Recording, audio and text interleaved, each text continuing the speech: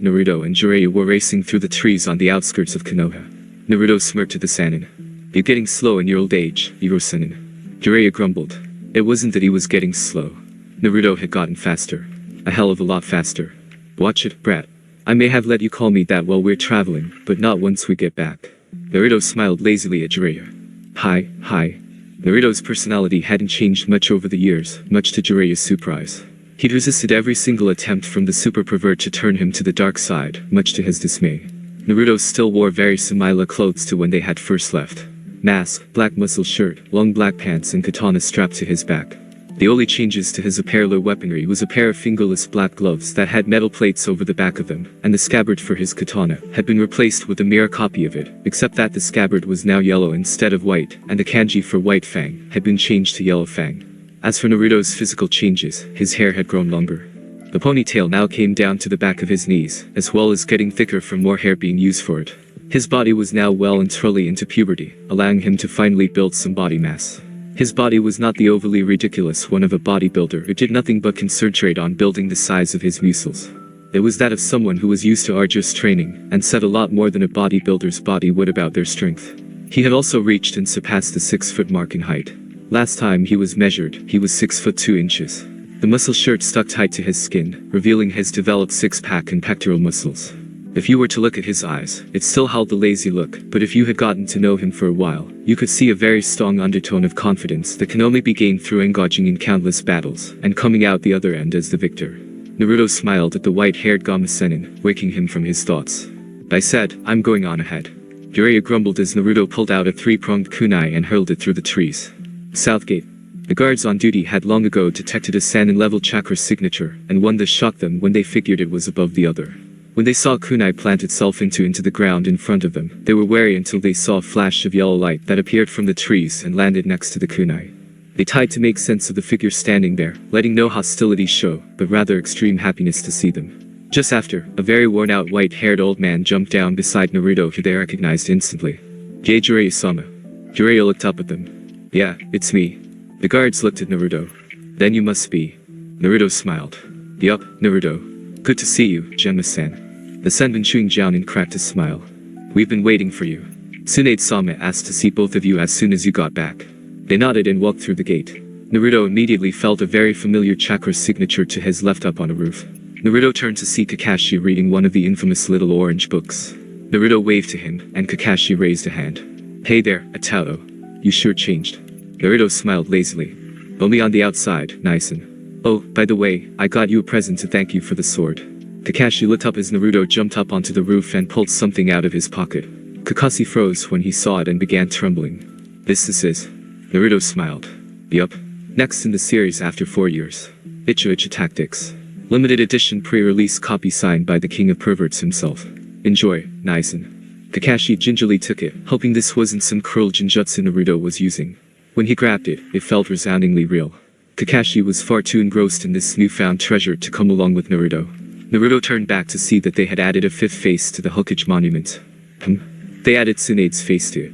Not surprising. Naruto walked down the street, checking how his village was faring after 2.5 years of his absence.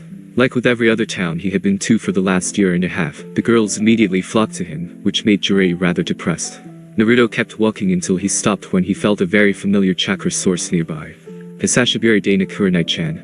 All the girls looked to the left, seeing a woman in white wrappings with a red sleeve down one arm. The girls looked at the woman, waiting for her to answer to this hunk of a guy. Apparently, she was shocked enough to be unable to form complete coherent sentences. "Naruto." Naruto smiled and nodded as he turned and blushed slightly.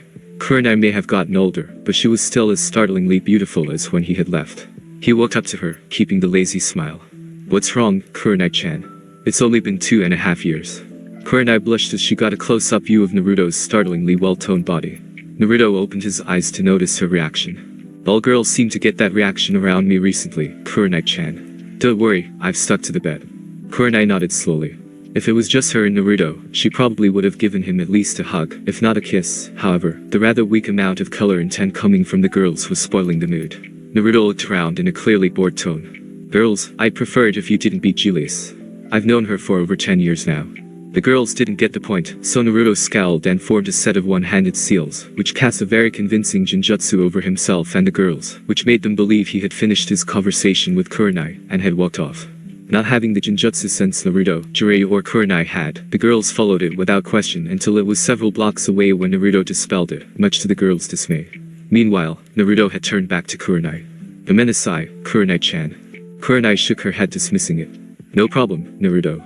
Kurenai didn't have to lean down anymore to be face to face with Naruto. In fact, she had to look slightly up to look into his eyes. Naruto smiled as he enveloped her in a hug which she returned. I've missed you so much, Kurenai-chan. I miss you too, Naruto. Jiraiya just refrained from pulling out his notebook and writing this down as an opening scene to his new book. However, the punishment Naruto had promised him if he did use his apprentice for any of his books was disturbing to say the least. It involved 24 hours locked in a room tied to a chair being serviced by Anko. Jiraiya shuddered at the thought as he walked on ahead, leaving his apprentice with his crush. Naruto broke the hug slowly as he smiled sheepishly at her. He thought of 1,000,001 things to say to her when he got back, but now they all seemed inappropriate for the situation. Kurenai had to admit it. She was glad that Naruto hadn't given up on her as his crush. It was a selfish thought, but right now, she was just happy. Considering he was now 15, he was at the legal age of consent in Konoha. She shook the line of thought from her head as she became aware of the other two members of Team 8 coming up behind her. Naruto's head jolted up as he stepped around Kurenai to see Shikamaru and Choji. They saw Naruto, and no one said anything for a moment. However, Choji smiled. Welcome home, Naruto. Naruto smiled at Choji. Long time no see, Choji. Hey, Shikamaru. Shikamaru smiled and waved. Yo, Naruto. Naruto looked at the physical changes in his friends' appearances, starting with Choji. Choji was not the fattest many people had called him in his younger days. Yes, he still had fat, but a lot of his size was due to muscle tone. His brown hair had grown into a long mane, much like his father's red mane. He also wore the Akamichi trademark body armor, which consisted of a chest plate, upper arm guards and thigh guards. Looking good, Choji. Seems you've turned the padding into body tone. The hair suits you too. Choji smiled as Naruto skirted carefully around the word fat. Not bad yourself, Naruto. Naruto smiled lazily and turned to Shikamaru. You're looking more and more like your old man every day, Shikamaru. Good to see you've been working on your body as well as your mind. Shikamaru smirked. It was troublesome, but I had to do it. Naruto sighed. I guess you guys would already be Jounin. Kurenai smiled. No? Both of them waited until you got back to enter the exams. Naruto's head shot up and saw them both nod while smiling. Naruto smiled lazily at them. Thanks guys. It means a lot to me. Choji chuckled. We've done everything together up till now, and I want to keep it that way. Naruto smiled and remembered that Genma had asked him to go see Tsunade straight away. Naruto sighed. I'd love to keep talking, but Tsunade wants me to report the second I got back. Shikamaru sighed and put a hand behind his head. Madaki-say. Kurenai smiled. We'll be at training ground 19, Naruto. Naruto smiled as he promised he'd catch up as soon as he could before using Shushin no Jutsu to get to the office just before Jiraiya. The Anbu looked at them and knocked on the door. What is it? I have a mountain of paperwork that needs doing. Tsunade-sama, Jiraiya-sama and Uzumaki Naruto are here.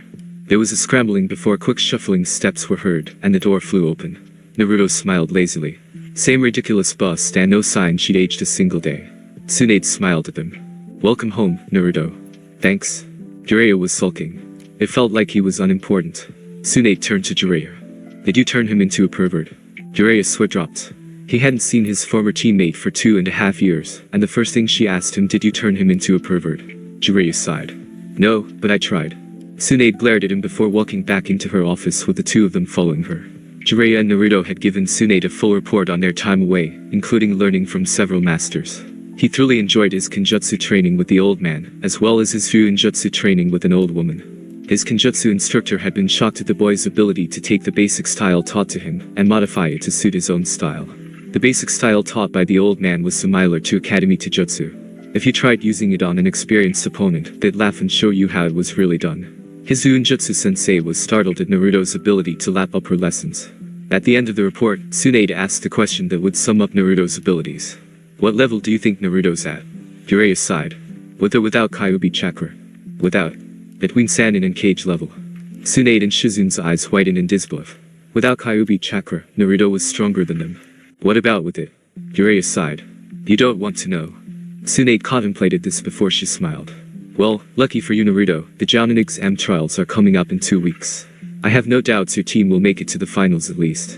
Until the Jounin exams, you're free to do what you want. Naruto nodded and got up, bowing before leaving the room, leaving Jiraiya and Tsunade to talk about other things. Not long after, Naruto ran to his team's old training ground to see his teammates and sensei talking about something when they saw Naruto come over and take a seat in the circle. Kurenai smiled at him. I was just telling them a bit about the Jounin exams. Naruto smiled lazily and listened in on the explanation. Basically, all of the countries are allowed to compete in the Jounin exam, regardless of alliances. Each country performs an assessment of their teams to see which ones will be allowed to go. There are only two parts to the Jounin exams. There are always a field mission and a team tournament. The field mission is always 1 month in length. The rules are very similar to what happened in the Chunin exam second test. The finals will be team matches of 3-on-3. There are usually no rules in this, save from if you continue the fight after it's called, you will be disqualified. They nodded and kept talking about things in general, such as past Jounin exams. After quite some time, Chaoji and Shikamaru got up to leave. Our dads are getting together for a meal, and we're invited. Catch you around, Naruto. Naruto nodded and smiled as they walked off, leaving Naruto with Kurenai. Kurenai smiled at Naruto. Do you remember our bet? Naruto nodded. I won't forget that anytime soon. Naruto turned to see Kurenai smiling at him with a glint of mischief in her eye. So, did he succeed? Naruto shook his head. No, but I'll give him credit for persistence. Kurenai chuckled at the joke before she moved closer to Naruto. Did you know what the prize I had in mind was? Naruto shook his head but stopped when Kurenai pulled down his mask and kissed him on the lips. Naruto had expected this as one of the possible prizes, however, he had not expected her to put her tongue into his mouth as well, and place one hand on the back of his head and the other around his waist. Naruto stiffened momentarily before responding with his own tongue, and he put his arms around her unconsciously in a very protective manner that clearly stated to others hands off. The kiss lasted several minutes before Kurenai pulled back, breathing a little deeper than Naruto was. Naruto hugged Kurenai, and the two of them stayed in that position for quite some time, just enjoying each other's embrace. Next day, Naruto had woken up at a decent time, had a quick breakfast, and left to go greet his other friends, which had been strangely absent yesterday. The first team he sought out was Team Guy. When he came to their training area, he saw them just finishing up a training session. Naruto raised a hand in greeting as he came over to them. Yo? Lee spun around and his eyes lit up with a rather unhealthy amount of the flames of youth. Yosh. It's Naruto-kun. Tell us of your many trials and tribulations you encountered while you were away.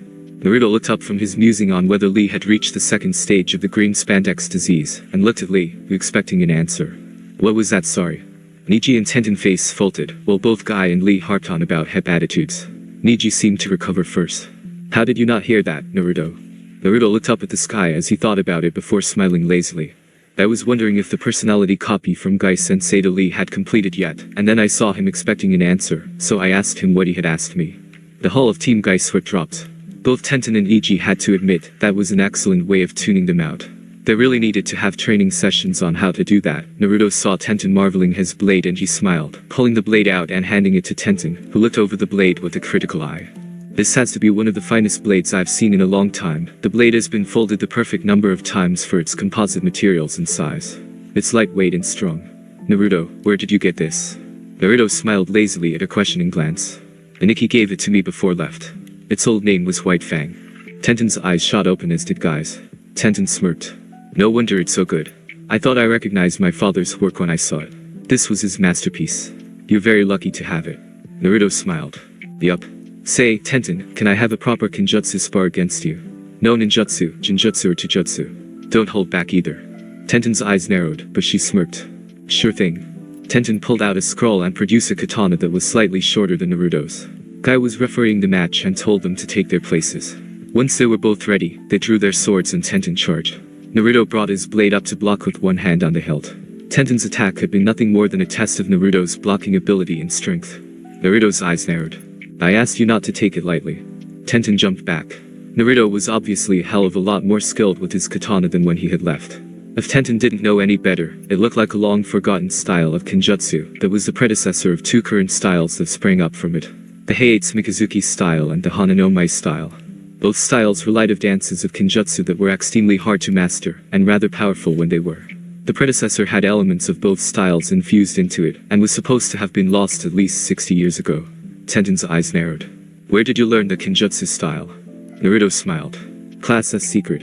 Tenten smiled at this. Well, let's see how good you are at it. Tenten charged with her own family style of Kinjutsu and the two clashed blades. Naruto could see Tenten was serious, so he spun around and clashed the blade with hers again. The two jumped apart, and Naruto could feel Tenten channeling chakra into her sword for Kenjutsu. Naruto closed his eyes and began the style's first dance. Hitatsu no Mai.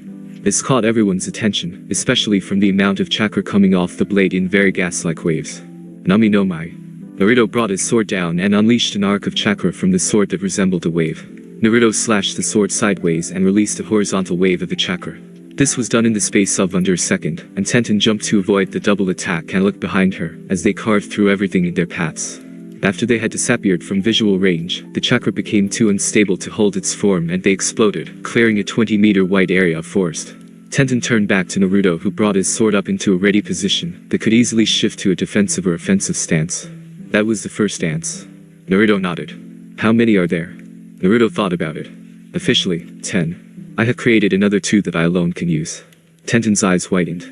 He'd improved a Kenjutsu style that had been around for thousands of years, and then lost, picked it up, and just added 2 extra dances that he alone could use. What do you mean, 2 that only you can use? Naruto smiled. Are you a Jounin yet? Tenten nodded. Both our teammates and yourself had become Jounins in the last Jounin exam. Naruto turned to Guy. She is correct. My team has become Jounins as of last year. Naruto nodded and turned back to Tenten. How much do you know about the Kyuubi? This struck everyone except Guy as a completely off-topic question. However, Naruto never asked pointless questions. Yondaime killed it over 15 years ago. Naruto shook his head. Yondaime may have been the greatest man to ever live, but his power was not even a contest for the Lord of Demons. No mortal ever has or ever will be able to go toe-to-toe against a demon lord and live, let alone win. Then what happened to the Kyuubi? Yondaime wasn't stupid.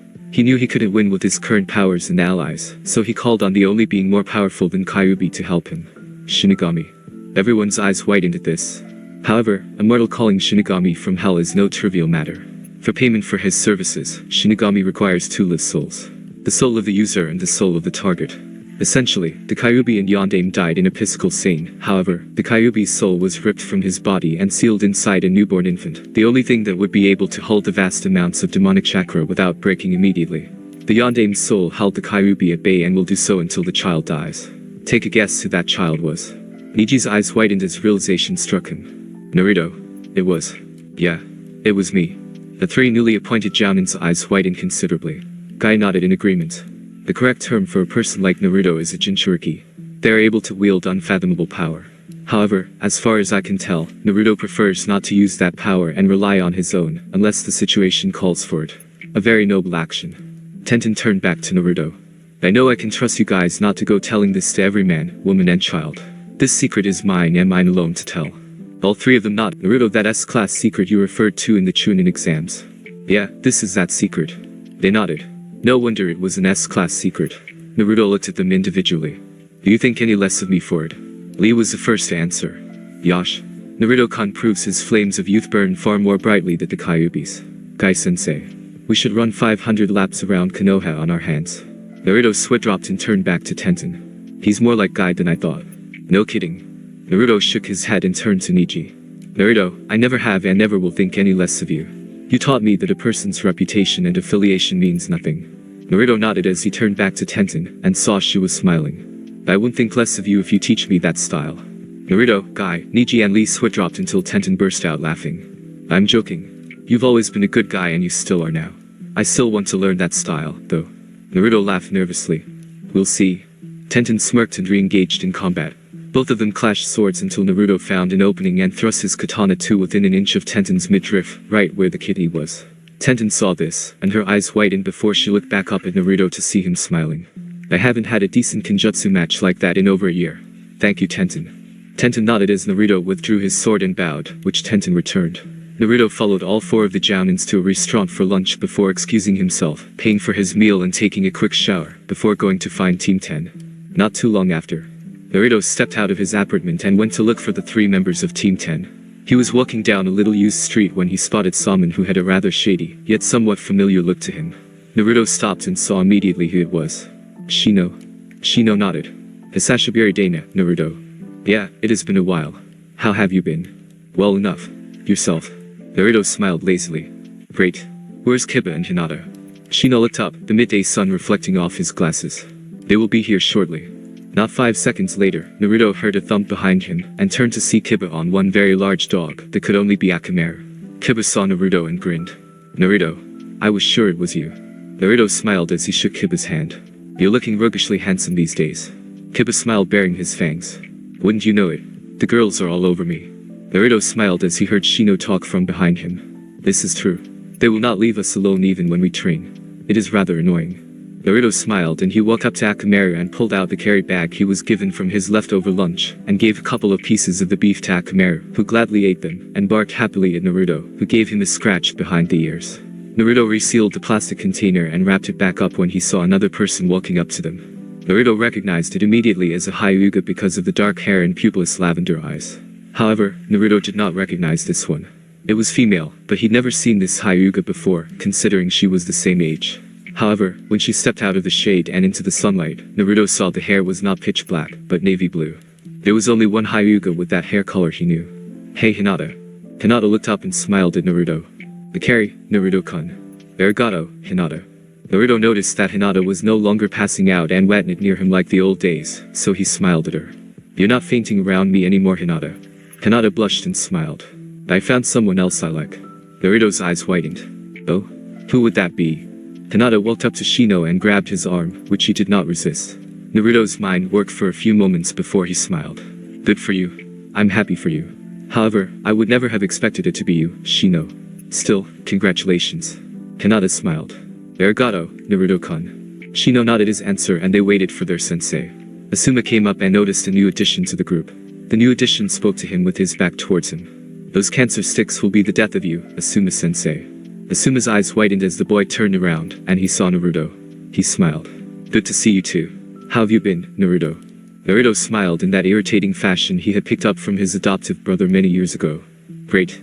Asuma nodded and they sat down to chat until late afternoon. After they had caught up, Naruto stood up, waving to them as he headed home. 2 weeks later. The day after Naruto had visited Team Guy and Team 10, Naruto had spent the last 2 weeks until the initial testing for the Jounin exam, getting back into the swing of things with his team. They quickly settled into an old routine and began assessing each other's new jutsus, which in Naruto's case, was quite extensive. On the day of the initial test, Kurenai brought her team at around midday to the examiners, along with several other teams of Chunin and their senseis. They were apparently assessing skills. When it was teammates' turn, Naruto stepped up. The examiner looked up from his clipboard, clearly not enjoying this. Name? Uzumaki Naruto. That caught practically everyone's attention in the room. The examiner nodded, now more interested. Teammates' names. Akamichi Chouji and Nara Shikamaru. The man scribbled this down. Team type. First response team. The man nodded.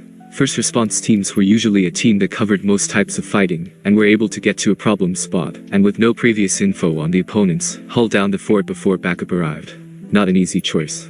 The man wrote this down and looked back up. Any team jutsu specialties? Naruto thought for a moment. Bloodline jutsus. The man nodded and wrote that down. That's all I need.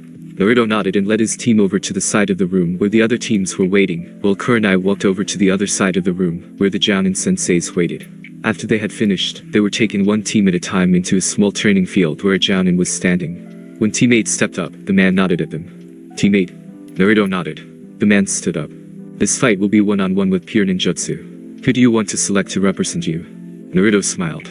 I will. The man nodded and got into a stance. Go when ready. Naruto closed his eyes as the man announced his jutsu. Kaden. Takakyu no jutsu. Naruto whispered his jutsu just before the fireball reached him. Doten. Dachu Ijo no jutsu. To the opponent, it seemed like he had burned Naruto into nothingness until he felt a hand grab onto his ankle. Doten. Shinju Zanshu no jutsu. Naruto replaced himself with the Jounin, who was rather bewildered at the fact that he was buried underground, with only his head sticking out and a Chunin in front of him, giving him a lazy smile. Can't move, right? The Jounin nodded dumbly. Anything else we have to do here? Nothing for now. You will be called later for ninjutsu and jinjutsu testing.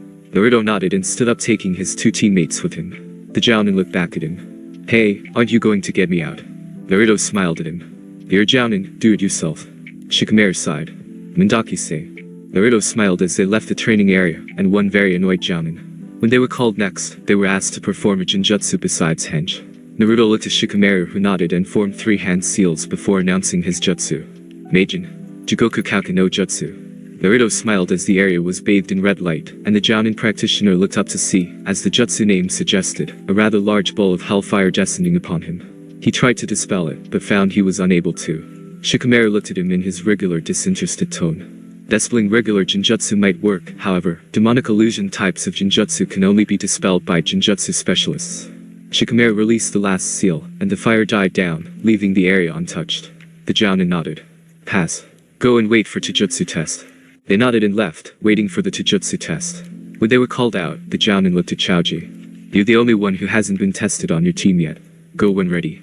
Chaoji nodded and charged with speed that someone of his size shouldn't be capable of.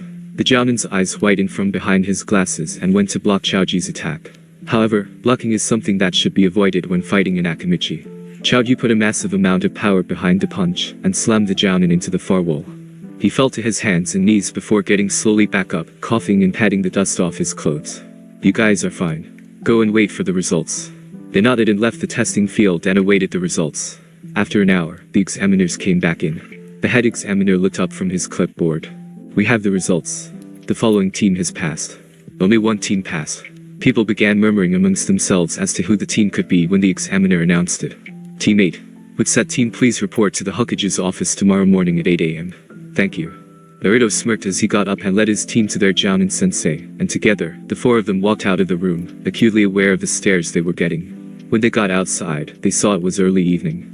Both Chaoji and Shikamaru split off to walk to the clan section of Konoha, leaving Naruto and Kurenai to walk to their respective apartments, which were in the same direction. Kurenai's apartment was closer than Naruto's, so they stopped outside her apartment complex. Kurenai turned to Naruto and smiled at him, which he returned. Naruto, how do you think the team will do in the Jounin exams? Naruto smiled lazily at her. I don't know. Like the Chunin exams, we could get to the finals, and then run into another Jinchuriki. Kurenai nodded. That wasn't exactly a pleasing thought. Naruto hugged her when he saw the worried look on her face. Kurenai-chan, don't worry about me. Even if the Hachibi's container was there, I'd have more power than he would. Kurenai sighed. At the cost of your life, yes. Naruto, promise me you won't go past the third tail. Naruto nodded. The one time he had gotten to the fourth tail, he had almost killed himself, let alone his sensei. I promise. Naruto pulled back and Kurenai fished the key out of her pocket and opened the door. Naruto looked at her, smiling lazily. Good night, Kurenai-chan. Good night, Naru-chan. Kurenai walked up the stairs, and Naruto turned and kept walking a bit further down the street to his apartment block. He opened the door and climbed the stairs before unlocking his apartment door. He found Kakashi there, reading his new Ichi tactics. Kakashi smiled at him. Yo, I heard your team was the only one to pass the Jounin selections. Good job. Naruto smiled back at him. Thanks. I'll make dinner tonight. Kakashi nodded and went back to his book, while Naruto wandered into the kitchen to see what they had. He eventually settled for some frozen fish fillets and vegetables. Once he made them, he brought the 2 plates to the dinner table, and Kakashi joined him. Naruto was always kind of sad that meals he might spend hours cooking were consumed in under 5 seconds, but he was used to it. After dinner, Naruto took a shower and prepared for an early night. Hokage Tower, 8 a.m. Teammate met at the Hokage Tower just before 8 a.m., and their sensei appeared a few moments later. All 4 of them walked inside, and the Anbu guarding the door let them in to see Tsunade asleep with her head on the desk snoring. All 3 Chunin and 1 Jounin sweat dropped when Naruto decided it would be a good idea to wake her up. He walked over to her and poked her. Tsunade. Tsunade made no indication she noticed it, so Naruto prodded her. Tsunade. Tsunade did nothing, so he got down next to her ear and smiled mischievously. There's a half-price sale on at the local liquor shop for sake for the next 5 minutes. That got the desired reaction as Tsunade shot up, instantly alert. Half-price sake? Where? Naruto sighed. No, where, Tsunade? Tsunade looked at Naruto angrily before she realized she had company. Kurenai's eye was twitching. You're not setting a very good example, Tsunade-sama. Tsunade sighed and regained her composure. Sorry about that. Work has been piling up. Coupled with the fact I'm required to do hospital rounds every day is taking its toll. Swan interlaced her fingers in front of her mouth. Congratulations on passing the preliminaries. This year, the Jounin exams are being held in Suna. The examinees will begin leaving their villages within the next 2 to 3 days, and that includes you too. You will leave here for Suna in 2 days' time. Are there any questions? No one spoke up, so Tsunade dismissed them. Here are your passports. Send my regards to Kazuki Dono. Kurenai nodded. Will do, Tsunade-sama. The 4 of them left the office and walked out of the tower. Kurenai told them to prepare for a several-month-long trip and meet at the south gate at 7 a.m. in 2 days' time. They nodded and split up to start preparing. 2 days later, 7 a.m. Teammate assembled at the south gate and headed out towards Suna, racing through the forest, which eventually gave way to shrubs and then sand dunes. Teammate picked up the speed and raced over the dunes until they spotted the alcove that Suna was located in. The guards seemed to be fairly busy with other people trying to get into the village, but they noticed the 4 figures approaching them at high speeds. They readied themselves in case of an attack, but softened up when they noticed all 4 of them wore Konoha Hitaites. Konoha was a staunch ally of Suna. When they got to the gate, the Suna guard nodded at them and smiled. If I was allowed to, I'd let you straight in. But for security reasons, I need your names and reasons for visiting. Kurenai nodded. I am Yuuhi Kurenai, Jounin of Konoha. I am here with my team, which is composed of Uzumaki Naruto, Naruto and Akamichi Chouji, who are here to partake in the Jounin exams. The guard nodded once they showed him their passes and waved them through.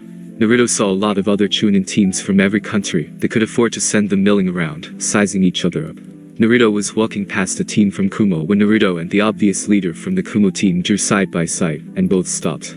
Each boy sensed something disturbingly familiar about the other, and they turned to look at the other. Naruto saw the Kumo captain wore a black long-sleeved shirt with dragons intertwining around a katana on the chest. He wore black pants that had a white lightning bolt down the sides. The most interesting thing Naruto saw that the Kumo captain had was a katana strapped to his back with the kanji for Dragon of the Clouds on the scabbard. The Kumo captain's eyes furrowed. I feel like I've met you somewhere before. Naruto smiled lazily. Same here, Uzumaki Naruto. You are Banryu Tachi. I look forward to seeing you in the exams, Naruto-san. Naruto nodded in agreement. As do I, Itachi-san. They both went their separate ways with their teams. Once the Kumo team were out of earshot, Shikamaru looked at Naruto. Naruto, where have you seen him before? Naruto frowned. That's what I want to know. I would have remembered someone's face I met that was that powerful, but I don't remember him. Shikamaru sighed. Mandaki-say. Kurenai really didn't like the look of that Kumo Taichu. He had an air of confidence around him similar to Naruto. The type that could only be gained from years of experience. Kurenai shook it off as they stopped to get something to eat at a restaurant. When they walked in, they were surprised to see 3 people Naruto hadn't seen in years. Naruto smiled and waved at the former Team Suna of their Chunin exams. Haven't seen you 3 in a while. The 3 in question turned to see Naruto, Chouji, Shikamaru and Kurenai walk in. Temari blushed when she saw Naruto while Kankuro waved. Hey Naruto. How have you been? Great, thanks Kankuro. Yourself? Can't complain. Naruto smiled at Temari. Good to see you, Temari. Likewise, Naruto. Naruto turned to the last of the 3. How are you holding up, Gar? Gar nodded. Well enough, Uzumaki Naruto. Naruto smiled. Naruto's fine, Gar. No need to be so informal. Gar nodded. Mind if we sit with you? The 3 smiled, or in Gar's case, nodded, so teammates took their seats and waited for someone to take their orders. A waitress came up and took their orders before turning to Gar and his siblings. Kazuki-sama, Temari-san, Kankuro-san, would you like anything else? Could I get some shavings of roast lamb with the green salad, please? Both Temari and Kankuro placed their orders, and the waitress left. Naruto smiled at Gar. So you're Kazuki now, Gar. Congratulations. Gar closed his eyes. Thank you. The conversation was mainly about what everyone had been doing in the past 2.5 years. The waitress came back with a tray of food and they began eating. Naruto eventually decided to broach a rather hazardous subject. Gar, are you still unable to sleep? Gar nodded. Naruto's brows furrowed. Can you tell me what type of seal holds him in? Gar thought for a moment before answering. I believe it is called a 4-element seal. Naruto nodded. Single or double? Gar did not understand, which he indicated by tilting his head to the side. Single or double? Single or double 4-element seal. Gar's face went blank for a moment. I am not certain. Naruto nodded. If you want me to have a look at the seal later, I may be able to do something about it. The 3 Suna siblings' eyes widened. Temari spoke for them. Do you have skills with seals? Naruto nodded as he smiled. Yeah. However, we can do that later. Right now, we need to find a place to stay. Gar would have extended a welcome to the Konohanins to stay in his own house. However, the host country for Jounin exams was not allowed to show any favoritism towards any nation, even its own. The Konohanins paid for their section of the meal, and said goodbye to the 3 Sunanins before they went to find some sort of rental apartment. Naruto pointed out a particularly upmarket one. The others were dropped. Naruto, we don't have the kind of cash for this place. Naruto pulled out his bank book. Due to the constant A and S rank missions that he had undertaken with just him and Jiraiya, his bank account had swollen considerably. Most of the time they spent out of the Fire country as well as its ally countries, meaning they had no access to Naruto's bank account. Naruto walked inside and his team begrudgingly followed behind him. Naruto went up to the front desk and smiled at a woman who smiled politely back at him. Can I help you, sir? I need a 2-bedroom room place for about 2 to 3 months. Myself and my team are partaking in the Jounin exam, so I can't give a definite time. The woman nodded. For a 2-bedroom apartment, it's 120,000 ryu a month. Naruto opened his bank book and wrote a check out before handing it to the lady. The lady checked it against the computer records to find it all worked out. Thank you. Your apartment number is 359. Here is your key. Please enjoy your stay. Naruto nodded, took the key and walked towards the stairs when he felt his teammates were not behind him. He turned around and looked at them. Is something wrong? Kurenai's eyes widened. Yes, something is wrong. Naruto. How could I afford this? Let's go up to my room and I'll show you. They followed him up the stairs to the 3rd level and quickly found their room. Naruto opened the door and let them in. Once they were in and the door shut, Naruto took a seat and motioned them to sit down, which they did. Kurenai-chan, what's the average pay per person for a 4-man platoon to complete a regular S-rank mission? About 25,000 drive. Naruto nodded. So if 2 people did an S-rank mission, they would have 50,000 each. Now, if you did an S-rank missions at a rate of 1 every 1 or 2 weeks between 2 people for 2.5 years, with no way of spending the money, how much would you get at the end of the 2.5 years? Kurenai saw what he was hinting at, as did Naruto's other 2 teammates. Choji whistled. You've got a lot of cash, Naruto. Shikamaru sighed. Mandaki-say. Kurenai still wasn't happy about it. Naruto, we can't just use your money to get us an apartment like this. Naruto smiled at her as he handed her his bank book. Kurenai's eyes widened. He had even more money than she had. A hell of a lot more. The fee for the apartment had barely scratched the surface of his savings. Kurenai handed the bank book back to him, and Naruto put it back in his bag. Naruto looked at their apartment. It had 2 bedrooms, a single bathroom, a living room that was also the kitchen and dining room in one. Both bedrooms led onto individual balconies that faced the same direction. Naruto got up and looked at Kurenai. Which room do you want, Kurenai-chan? Kurenai's eyes widened before picking the room closest to the back of the apartment. I'll have the back one. Naruto nodded and opened the door to the other room, which all 3 boys were apparently going to share for the next few nights. Naruto groggily opened his eyes to see sunlight streaming in through the window and onto his face. As quietly as he could, Naruto got up and, still in his sleeping gear, went to fix himself some breakfast. Kurenai was having pretty much the same thought. Naruto opened his door quietly and slipped out, shutting it behind him and making his way to the kitchen, only to see Kurenai there in a baggy t-shirt and shorts, preparing some sort of breakfast from the few things that were provided when they entered the apartment. Unlike her usual attire, this shirt pronounced her chest a lot more. She smiled at Naruto, who blushed heavily. Aheyo, Naru-chan. Aheyo, Kurenai-chan. He came into the kitchen and started making his own meal. Naruto went to the fridge to find bacon and eggs. He pulled them out and began searching for a fry pan. Once he had found it, he turned the stove on, spraying some oil into it, and waited for it to heat up. Once it had, he chucked the bacon in and it sizzled, hissed and popped. The delicious smell of cooking fat wafted through the house. When it finally reached the boys' room, Choji's nose twitched before he shot up, out the door and into the kitchen to see Naruto cooking bacon and eggs. Naruto raised a hand in greeting. Morning, Choji. Morning, Naruto. Naruto could see Choji eyeing the bacon quite intently. Naruto smiled and held up the rest of the bacon. Plenty for you and Shikamaru, Choji. Choji nodded and watched as Naruto cracked 3 eggs into the pan, and waited for them to cook.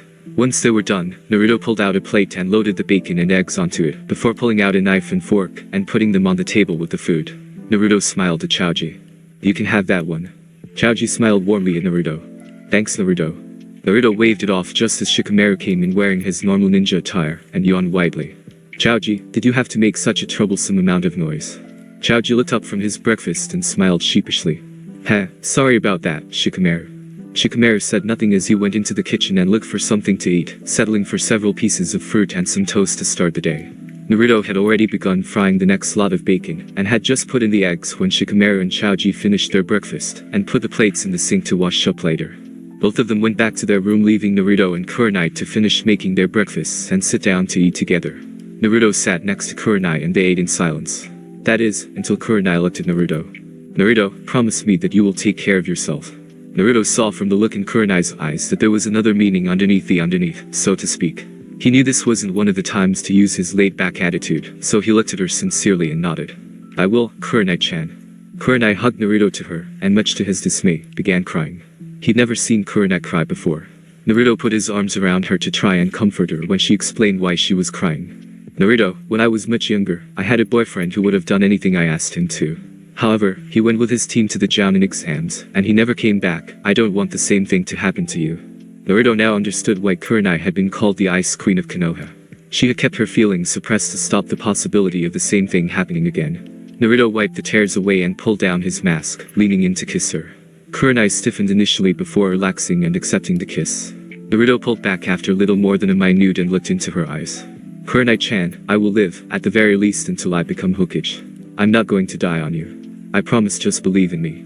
Kurenai nodded and hugged Naruto to her tighter, hoping that this wouldn't be their last. Shikamaru and Choji were coming out of their room when they spotted Naruto and Kurenai hugging each other. They knew Naruto had a crush on her, but they never expected to see this. Choji whispered to his teammate. Shikamaru, since when were they this intimate? Shikamaru let out an exasperated sigh. How would I know such a troublesome thing? However, neither of them interrupted due to the very tense feeling coming from the pair. Whatever it was they had talked about, it was big. Both of them went back to their room to check their equipment again, leaving their friend and sensei to sort things out. Not too long after, Naruto finally pulled away from Kurenai. Kurenai-chan, I will come back. Kurenai nodded and smiled, trying to cover up the emotions raging within her. Kurenai-chan, why don't we make it into a bet? Kurenai looked at Naruto suspiciously. If I come back alive and as a Jounin, would you go on a date with me? Kurenai smiled at Naruto's heavy blush. If you come back alive, I would have considered dating you. Naruto looked startled at this, but it was clear she wasn't finished. But if you come back alive and as a Jounin, I will date you. Naruto nodded slowly. This was more than enough motivation to win. He gave her one final hug before he pulled back. He went back to his bacon and eggs, which had lost a fair amount of their heat, but they were still edible. Both of them finished off their breakfasts and cleaned up before taking a shower and then getting changed. Once all four of them were ready, they grabbed their ninja gear and locked up. Kurenai asked Choji and Shikamaru to get food enough for one day. Choji and Shikamaru nodded and left to get the food, while Naruto decided to go pay Gaara a visit to look at his seal. 30 minutes later, Naruto had walked into the Kazekage tower and had gotten up to the Kazekage's door when the Anbu stopped him. I'm sorry, but Kazekage-sama is busy presently. The door opened to reveal Gaara, who gave an annoyed look at the Anbu and turned back to Naruto. I have been waiting for you, Naruto. Come in. Naruto and Kurenai walked in, and Gaara closed the door before turning to look at Naruto in a somewhat desperate fashion. Can you fix it? I need to see it first. Gaara nodded and took off his shirt before molding some chakra. On his navel, a seal appeared. Naruto's eyes narrowed. It was a single 3-element seal. Nowhere near powerful enough to hold a demon lord at bay. Naruto thought about the possibilities before he decided to give Gaara a choice. I can fix it. However, you have to make a choice on how you want it fixed. Gaara looked at him questioningly, so Naruto explained. The person who performed the sealing was a complete fool. I'm amazed you fought Shukaku off for as long as you have. What you have is a 3-element seal. For a lesser demon, it would be sufficient. However, for a demon lord, it is nothing short of turning you into Shukaku in human form. I can perform 2 different seals. Each will have different effects. The first I can do is a second 3-element seal. This would most definitely stabilize the current seal, and you would be able to sleep without fear of being possessed. However, I can't guarantee you will get to keep all of your powers over sand. The second option is I place a 5-element seal over it. If I do this, you would be completely rid of Shukaku's influence. On the other hand, it's unlikely you will ever be able to use chakra properly again with the seal on. Which do you want? Gaara thought about it. Is it possible to use another type of seal? Naruto shook his head. One of the basic rules of Fuinjutsu is that you never place an odd-numbered seal over an even one or vice versa, unless you want to stop an opponent using chakra. A 1-element seal would be completely useless, as would a 2-element seal. 4 is out of the question, leaving the option of 3 or 5. Gaara nodded as he came to his decision. 3-element seal. Naruto nodded and snapped his fingers, as the tips of 3 of them were surrounded in a red aura of chakra. Within each of the auras was a kanji for a different element. The one on Naruto's thumb said fire, the one on his index finger said wind, and the one on his middle finger said water. The red aura surged slightly as Naruto announced his jutsu. Sanjo Fuin. Naruto rushed his fingers towards Gaara's stomach, just as Gaara's Tsunenote tried to stop him. However, Naruto pushed through the sand and slammed it into Gaara's stomach. Gaara's eyes widened as he flew backwards and landed. The door slammed open to reveal the Anbu guard, who saw Kazekage on the ground, and Naruto having just used some sort of jutsu on him. He unsheathed his katana and charged Naruto when he felt sand grab onto his feet. Don't you dare touch him. The Anbu looked astonished as Naruto sheepishly rubbed the back of his head. Long story. Don't worry, Gaara's fine. The Anbu nodded and the sand let him go, apologizing profusely before leaving the room. Gaara turned back to Naruto, a startled look on his face. I can't feel him. Naruto smiled. That's the way it should be. However, if you or anyone you care about is in serious danger, he will respond. The key to these types of seals for holding demons in is that the seal will allow a small percentage of the chakra to seep through the seal and mix with your own at all times. The seal you had only partially kept Shukaku restrained. The one you have now will keep him fully restrained unless you or one of your friends is in grave danger. In that case, he will provide you with quite a bit of his own chakra. Because if you die, so does he. Naruto pulled out a small slip of paper with a seal on it which he gave to Gaara. If it ever gets out of hand, ask someone to touch this to your body. It's a seal called Ofyun. It will suppress any demonic chakra back into the seal. Gar nodded slowly as he took the seal and got up before putting his shirt back on. Thank you, Naruto. Naruto smiled. You're welcome.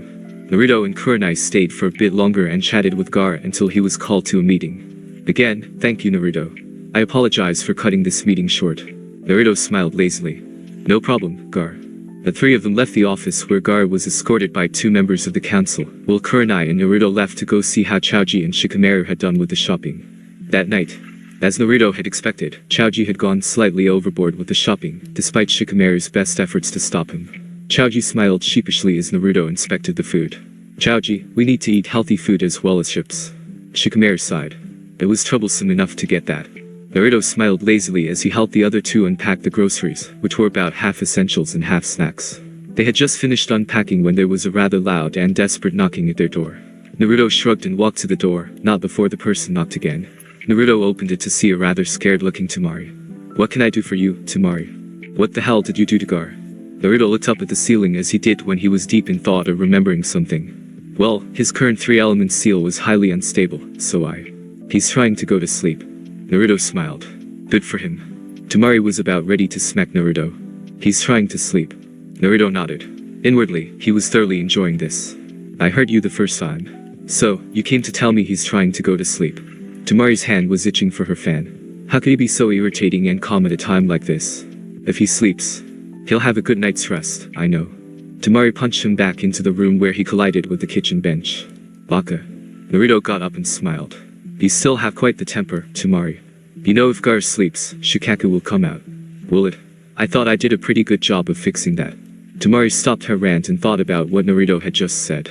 You did what? I fixed the seal. He can sleep all he wants. Temari couldn't quite comprehend this. How can you just fix a seal like that? No one in Suna could do anything about it. Naruto smiled lazily. That's because Suna doesn't have a Fuinjutsu specialist. Temari raised an eyebrow. Are you saying you are a seals master? Naruto nodded and Temari smirked. If that had come from anyone else, I would have laughed at them. I'm still not sure if it will work though. Every time Gar is just about to fall asleep, he wakes up instantly with a look of fear on his face. Naruto smiled. Natural human reaction. His body has trained itself to do that to stop itself from falling under Shikaku's influence. Even with Shikaku suppressed, his body will unconsciously keep doing that for a while. He'll get over it eventually. Temari nodded and smiled. Thanks for that, Naruto. You have no idea how much it means to us. Naruto smiled lazily. Anything for a friend. Temari waved as she closed the door and left the 4 Konohan in there, trying to pick up the pieces from Temari's rather explosive outburst. Next morning. It was the first day of the Jounin exams. Every competing team was required to show up in front of the Kazekage Tower, as they were addressed by Gaara himself, who was reading off a sheet his speechwriter had prepared for him. Naruto counted about 30 teams in total, all of whom were tense. Welcome Shunins to the annual Jounin selection exams. There will be 2 parts to this exam. The first test will be a seek and retrieve mission. The second part will consist of a team tournament of the teams who passed the first test. All teams please report to the East Gate for the specifics of the first mission. I wish you all the best of luck. Naruto smiled. Short and to the point. He turned with his teammates and Jounin Sensei to follow the other teams making their way towards the main entrance of Suna. When they got there, Temari was there with several examiners. Temari smiled at them. This will be the starting point for the first test. The time limit of the first test will be 3 weeks. Your target will be one of these. Temari held up what looked to be a large green and red scroll. And one of these. Temari held up a yellow and blue scroll of the same size as the first one. You will start with neither of them in your possession.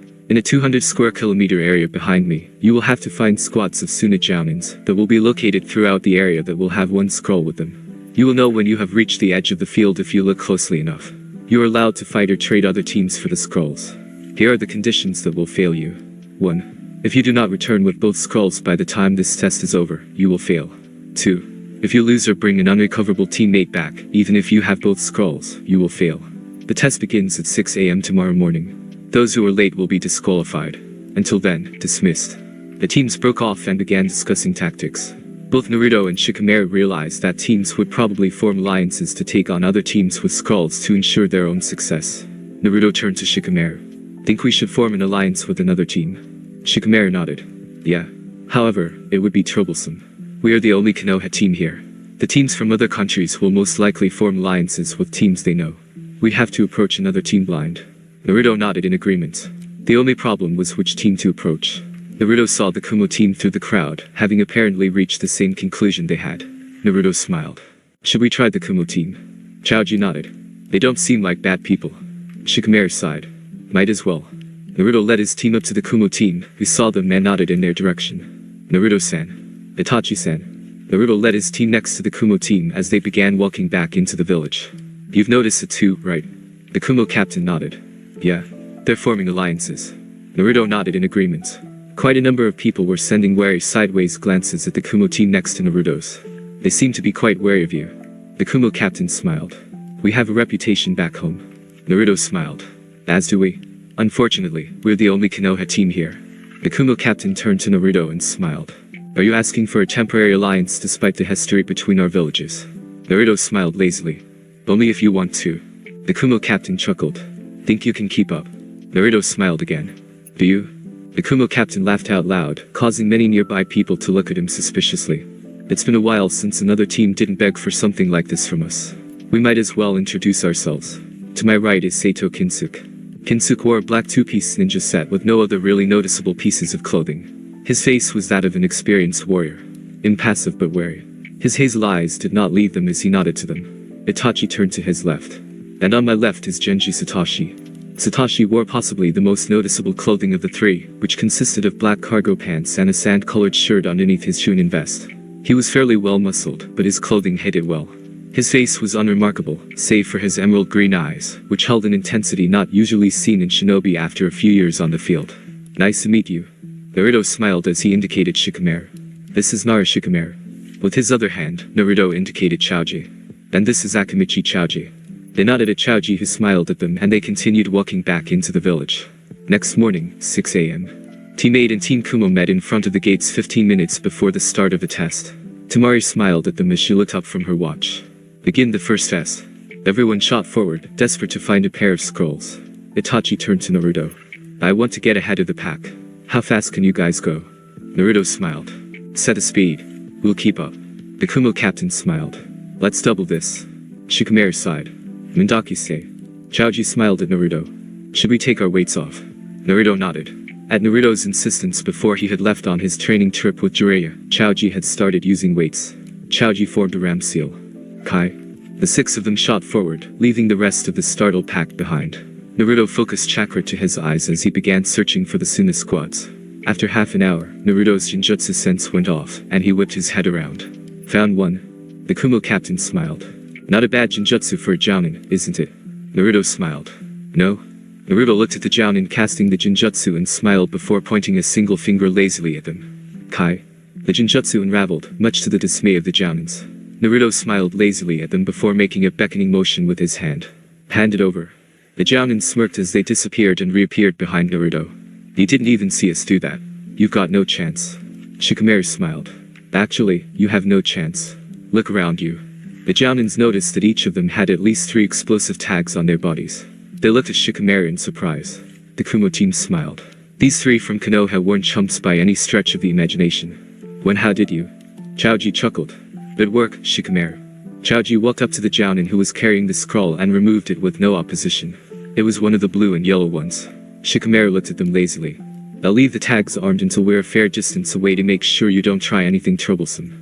The Jounins nodded as Team Konoha and Team Kumo turned to leave, and after they were a fair distance away, Shikamaru diffused the notes, and they continued the hunt. That afternoon, the sun was beginning to set when Naruto decided to concentrate chakra to his nose and eyes to gain slightly increased senses. Naruto's head shot around to see a group of Suna Jounins not too far away. Itachi smirked. They wouldn't be standing out in the open without a reason. Shikamaru nodded. It's likely they have some form of defense set up that we can't see from this distance. Kinsuke, who seemed to be the main brains of the Kumo team, agreed. They may have some form of seal trap to prevent others from getting to them. Naruto smiled lazily. Only one way to find out. The teams changed course and sped towards the Jounins who Naruto could just make out were smiling. One of the Jounins formed some hand seals and announced his jutsu. Doten. Doryu Haki. The nin vomited a wave of mud around the group of Jounins which solidified into a giant roughly circular wall. Naruto smiled. This Doten jutsu wasn't all they had going for them. There seemed to be some sort of invisible ninjutsu barrier that had just been erected around it. Naruto sighed. Barriers were troublesome, as Shikamaru would say, to deal with. Itachi pulled out a kunai and hurled it at the wall, only to have it disintegrate on impact. No normal weapons were going to solve this, so they both pulled out their katanas and took their stances. Both boys concentrated as they announced their jutsus. Hitasu no mai. Nami no mai. Baizo ikazuchi wa. Naruto created twin chakra waves off his blade, while Itachi just pointed his at the wall, and a bolt of lightning jumped from it, both attacks exploding on impact. When the sand and dust settled, the outer barrier was warping hideously. If the Jounin tried to keep it up now, he would most likely injure himself from the feedback that destroyed barrier jutsus gave. Sure enough, the barrier dropped, leaving just a wall of solidified mud. Naruto smiled as the wall collapsed, and much to the amusement of the two teams, the Suna Jounins were unconscious from nosebleeds. Itachi turned to Naruto. What exactly did you do? Naruto smiled lazily. Use a genjutsu I invented to knock them unconscious. Itachi could still detect faint traces usually found after a genjutsu has been dispelled. What genjutsu had caused the Jounins to faint from perverted thoughts, he didn't want to know. He woke up to find another blue and yellow scroll, which he picked up. Itachi walked back to the group with the scroll, and noticed that the sun was about to set. We should set up camp. Everyone agreed and they made their way about 2 kilometers from the Jounin group, before they cast a white area genjutsu over themselves and the area around them, and began unpacking. Naruto pulled out a scroll and palmed several seals to produce a tent, cooking gear and decent food. Itachi saw both his teammates were rather interested in what Naruto was doing. Naruto smiled at them. Sealing things in scrolls saves a lot of space and weight. That way, we only need to go with our ninja pouches and chunin jackets, and we have everything we can possibly need. Naruto palmed another 2 seals to pull out 6 large bottles of water.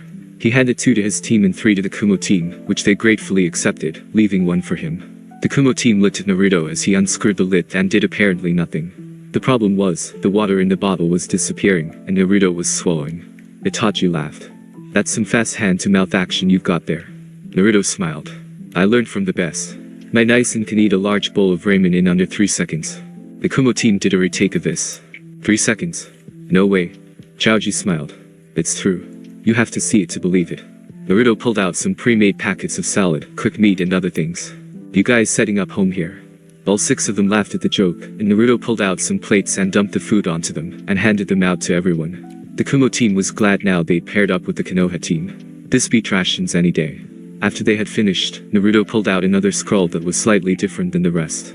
This one had no symbols in the main parts of the scrolls. Naruto bit his thumb and began sealing the used objects into the scroll. Itachi's eyes narrowed. That thumb wound was healing so quickly Naruto had to bite it after 2 or 3 sealings. There was only one type of person that could heal that fast without medical ninjutsu. Itachi came over to Naruto and took a seat next to him. I never thought I'd see another Jinchuriki in this exam. Naruto stopped what he was doing and looked at Itachi, who smiled knowingly. Naruto nodded slowly. The only person who could have recognized what I was from biting my thumb is another one. Itachi nodded. So, who's your inner demon? Itachi sighed. Akubi. Naruto nodded. Kyuubi. Itachi nodded. I'm guessing that's why you wear that mask. Naruto shrugged. Partially.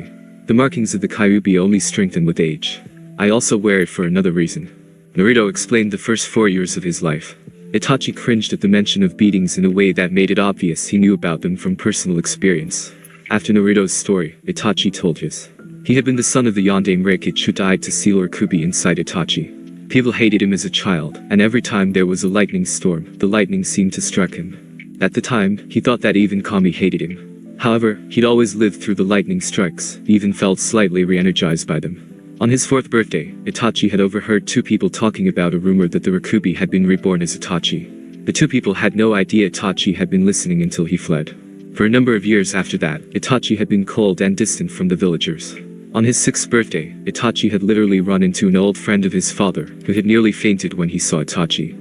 Apparently, all of his father's old friends had been told Itachi had not been able to handle the influx of demonic chakra and died, taking their Rakubi with him. Naruto shook his head in disbelief.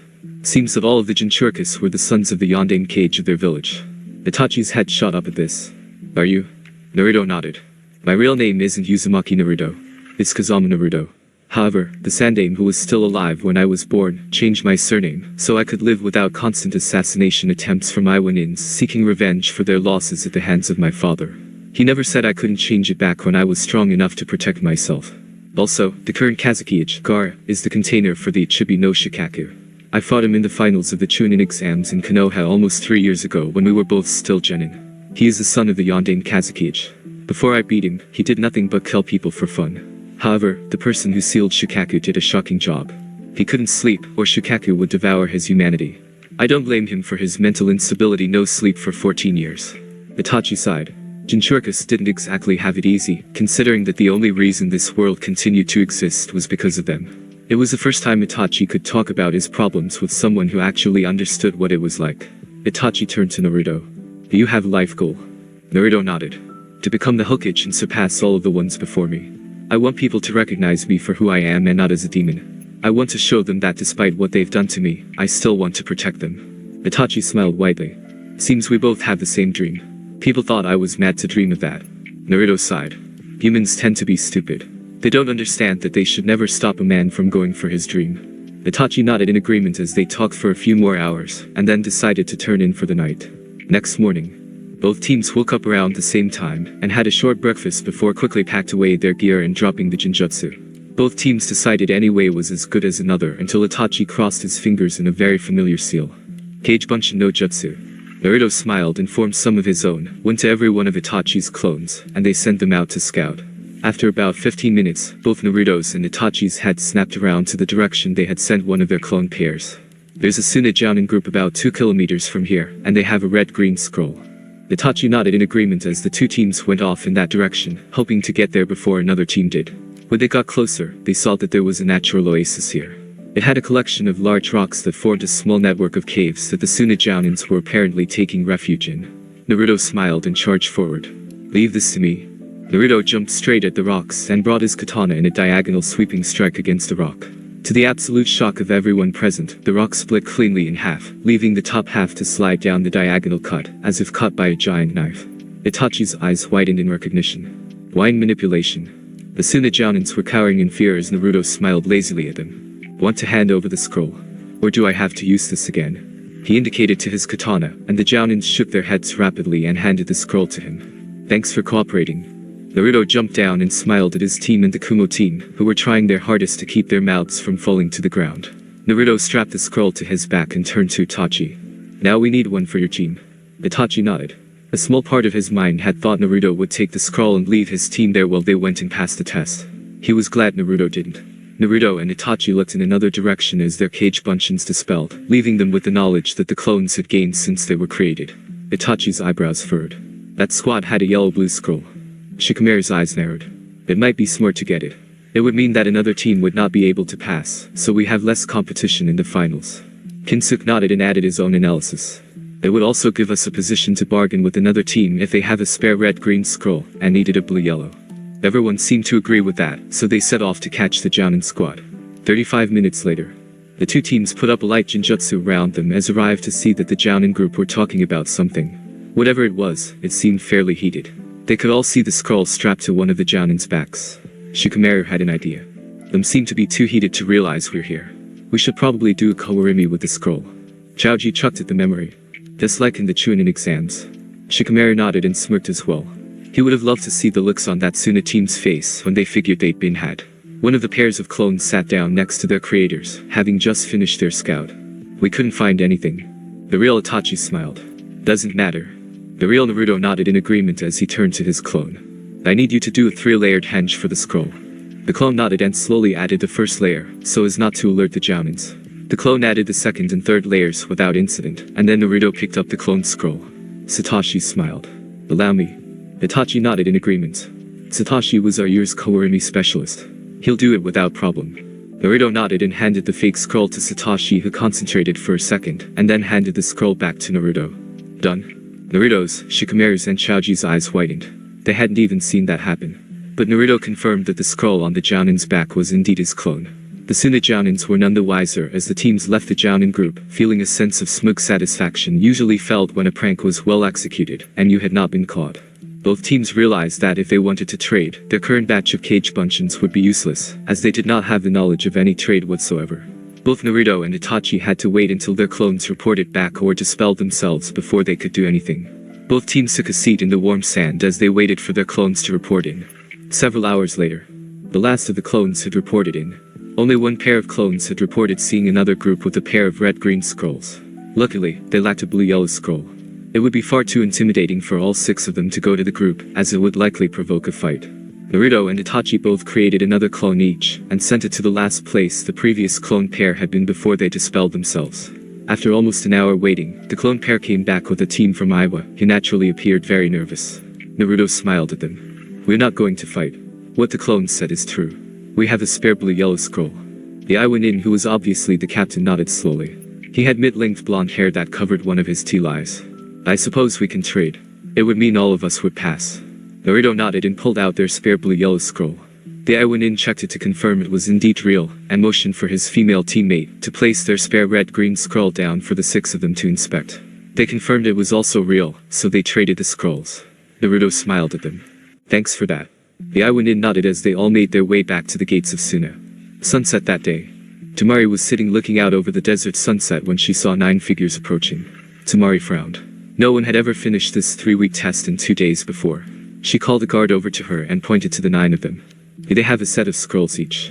The guard looked through his binoculars and nodded. "Each team has a blue, yellow, and a red-green scroll," Tamari said. Tamari's eyes widened. However, when the teams came within visual range, she really wasn't surprised. The teams came up to Tamari and she smiled at them. "Seems you 9 have smashed the previous record by at least a day. Let me see the scrolls." They nodded and handed over the scrolls for Tamari to inspect.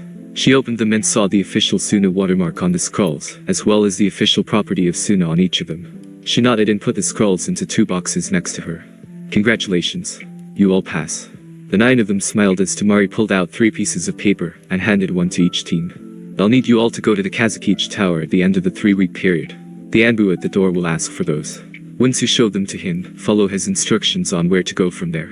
The 3 teams nodded, and they walked back into the village to rest and train for the finals. The teams had trickled in with their pairs of scrolls, and were signed off, allowing them to progress to the main event. At the end of the allotted 3-week period, all those who had passed reported to the Kazukichi Tower with their admission slips.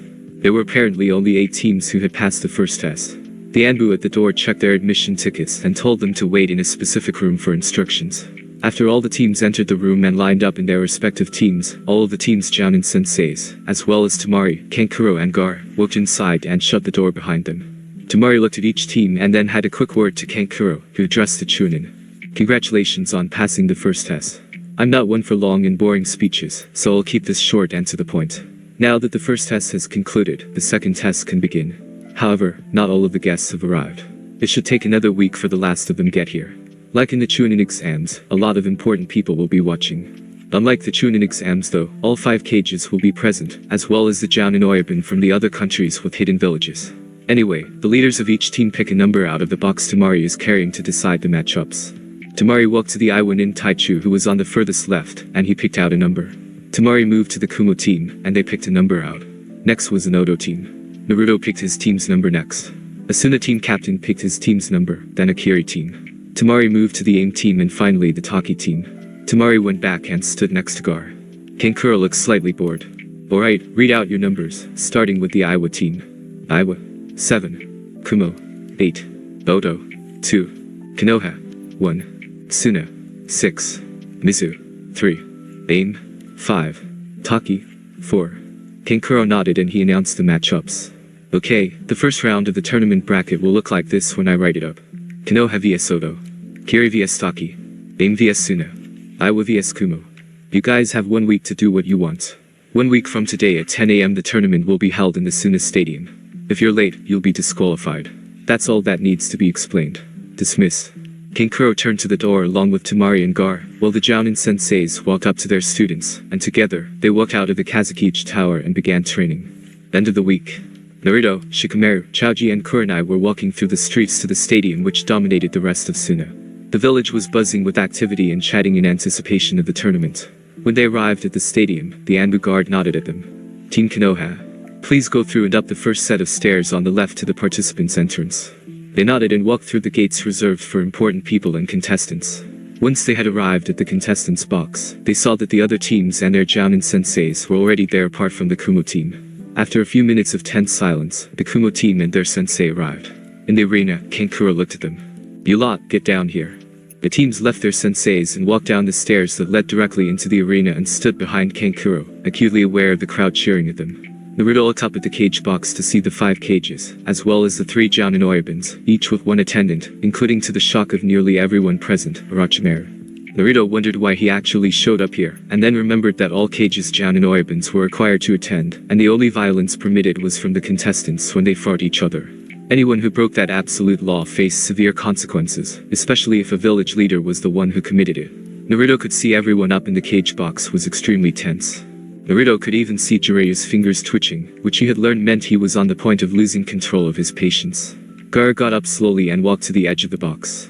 Ladies and gentlemen, thank you for attending the 53rd annual Jounin exams in Sunagakur. We hope you enjoyed the fine display of talent that will be displayed for you today. I now declare the finals of the Jounin exams open.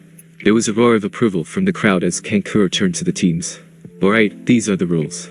Apart from if I decide to call the match, you can do whatever you want.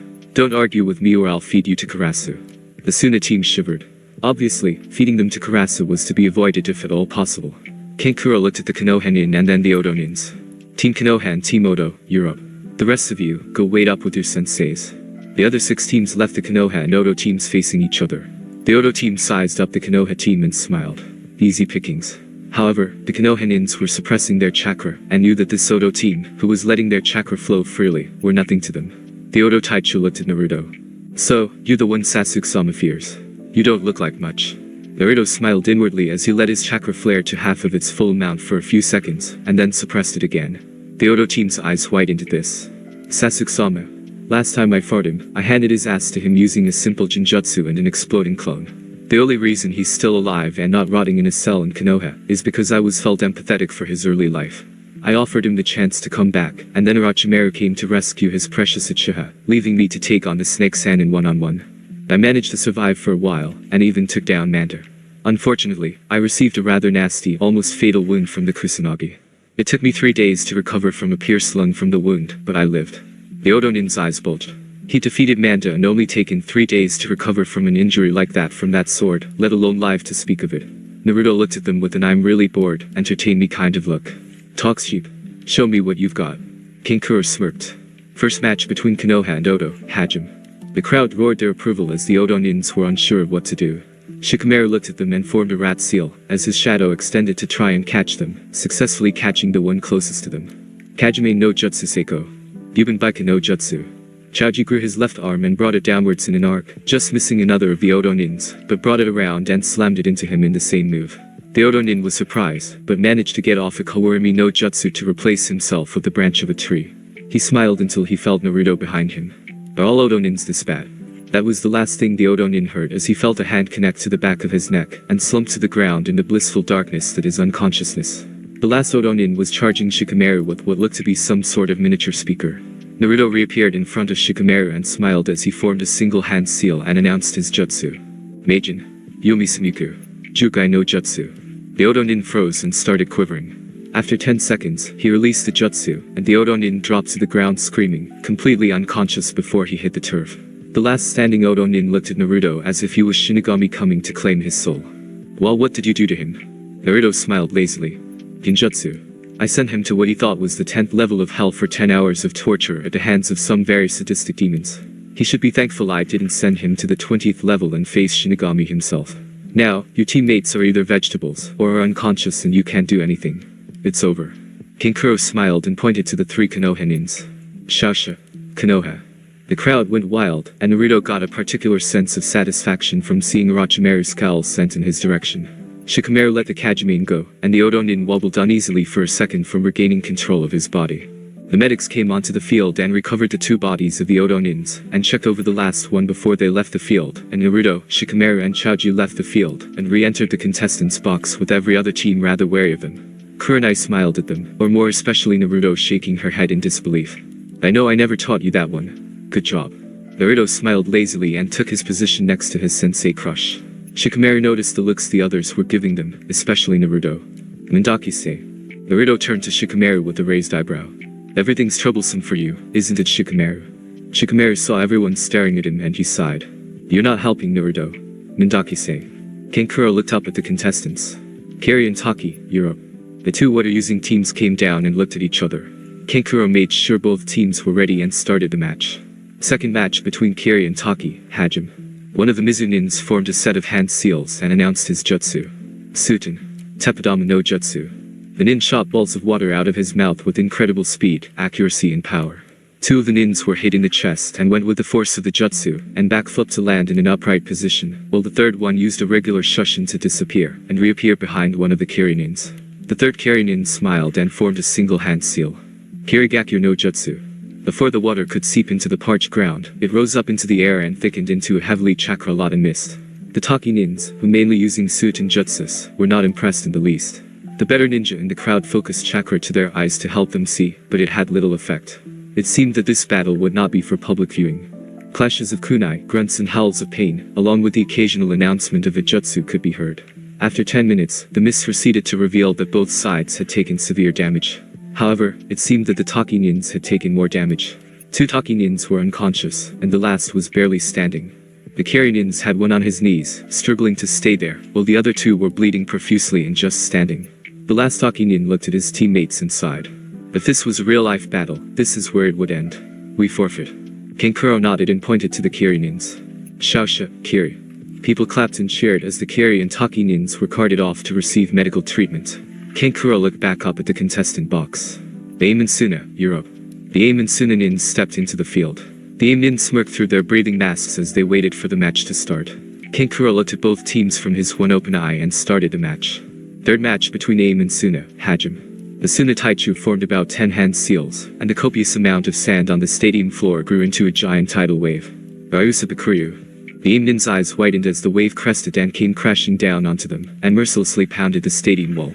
After it had stopped, the Suna nins checked carefully to see if their opponents were still alive, but could not find them. They looked at Kankuro expectantly, just as a kunai flew along the ground and pierced the area just above the ankle of one of the Suna nins.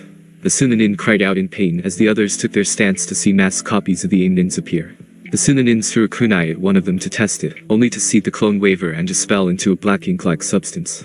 The Suna nins were too busy seeing what was in front of them to notice that the real Aim nins were extending a hand from the ground behind them, and only realized when they felt the kunai embedded in the backs of their legs. They dropped to the ground and grunted at the pain. The clones dispelled as the Aim trio put a kunai to the necks of each of the Suna nins and smiled. That was one powerful move. However, it gave us the opportunity to hide ourselves underground and use a masked Kasumi Jushin no Jutsu and distract you from where we would really attack. There is nothing you can do now. Kankuro sighed and pointed to the Aim nins.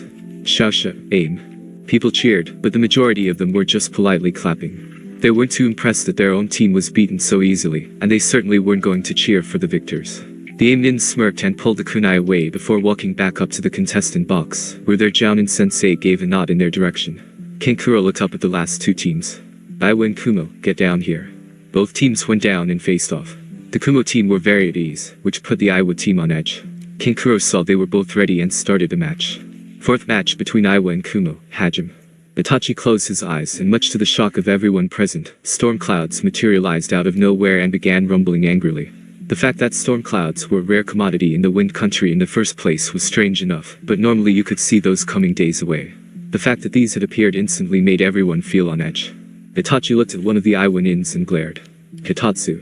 Everyone's eyes widened and then snapped shut as a bolt of lightning came down from the swirling clouds, and directly struck the Iwa nin Itachi had glared at.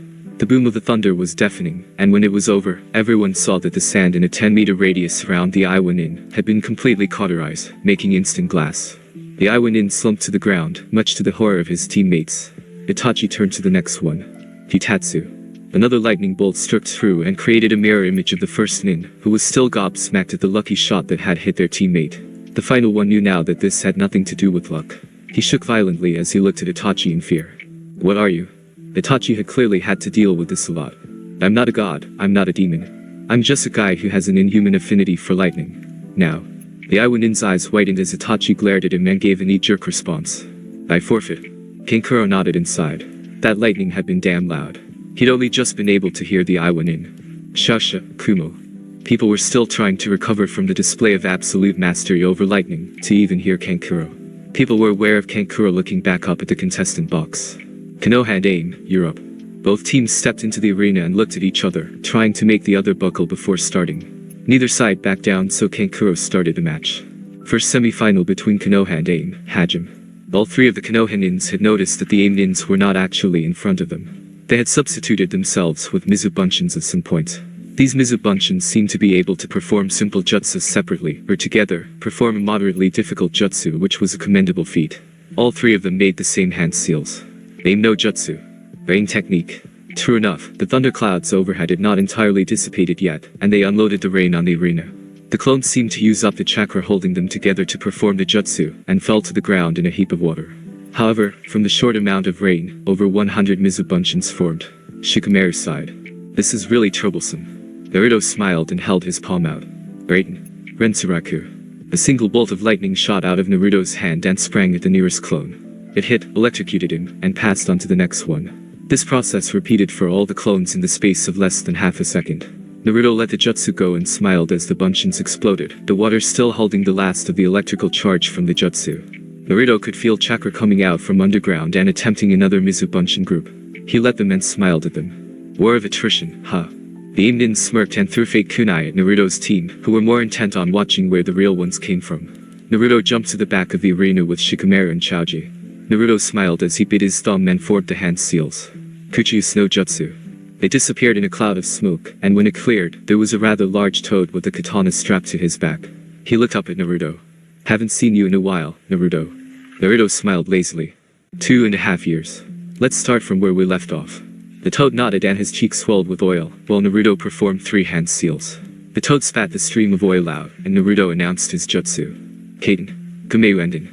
The stream of fire hit the oil and lit the stadium up in a ball of fire that made everyone wince and try to shield themselves from the insane amount of heat it generated.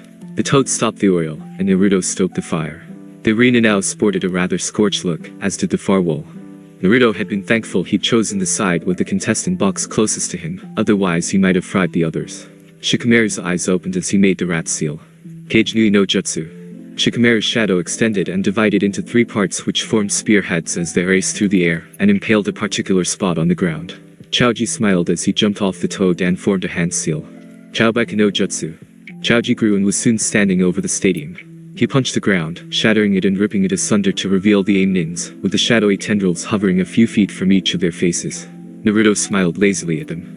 The war of attrition against a team that mainly specializes in sheer stamina and power is not a good idea. No matter how many times you recreated the bunshins, you would have ended up using all of your chakra well before we did. The same jutsu won't work twice on us. Use them carefully or they'll be used against you. Kinkuro nodded and pointed to the 3 Konoha-nins. Shasha.